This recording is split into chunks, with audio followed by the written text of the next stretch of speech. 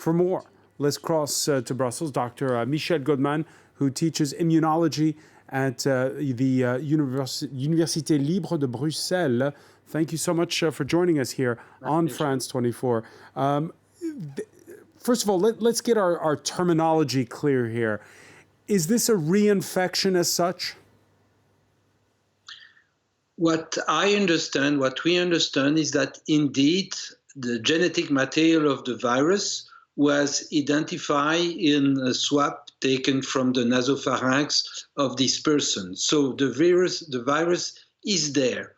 However, and that's the good news actually, this patient or this person is without symptoms. So it means that probably because the immune system has been mobilized by the first infection, it was able to limit the dissemination of the virus to the lungs and to other organs.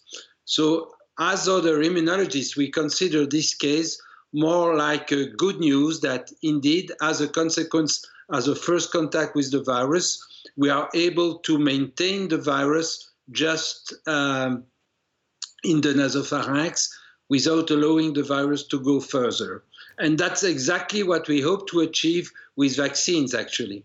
And is it a case of him being reinfected with the same strain or perhaps a slightly different strain of COVID-19?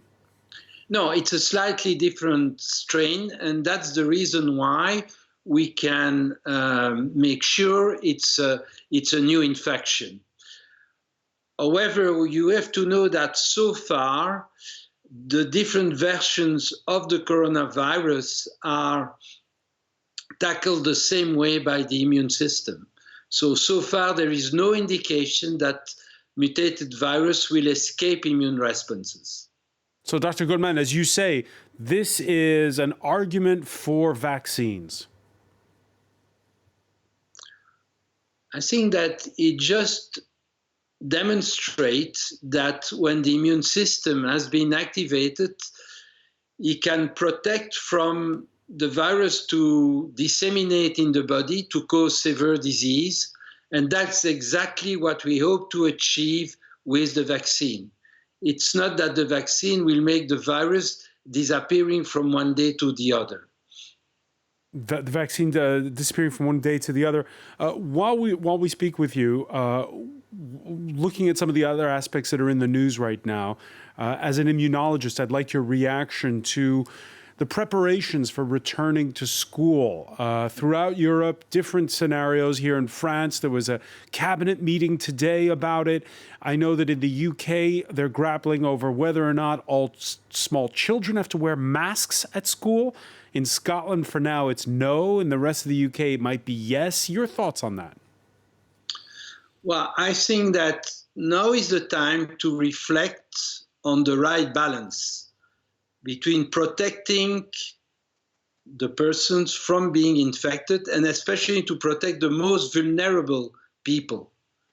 The balance between this protection and indeed being able to reopen school and to restart the economy. And it's true that to get this balance right, I think that the priority should be to protect the older people, to protect those with pre-existing disease. And at this stage, because we don't have vaccines or other treatments so far, indeed, the only thing we can do is indeed to implement strongly these different measures. I hope that while we will have vaccines and new treatments, we will be able to focus more on the most vulnerable and not to impose to the whole population these restrictive measures. So does that mean, yes, little children should wear masks to school? Well, there is a debate about the age where masks should be compulsory. I think that everybody would agree that after the age of 11, masks should be compulsory. And also that before 5, it's not really indicated. In between, indeed, there is a debate, and I don't have, clear answer to provide you with.